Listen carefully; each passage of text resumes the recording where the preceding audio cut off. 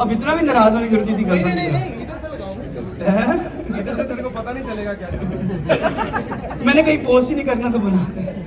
We have first up, we have all the way from Virginia. Give them a big round of applause, guys. Nargis official brand. And after that, we're gonna introduce you to all the makeup artists who were instrumental in beautifying, extra beautifying all the models on the team today. So first up, without a further ado, we're gonna start with Nargis official brand. Give a big round of applause, guys. Come on. We're not gonna put you in the video. Come, at least get a better look from the front. Come on. All right. All right, guys. Nargis official brand.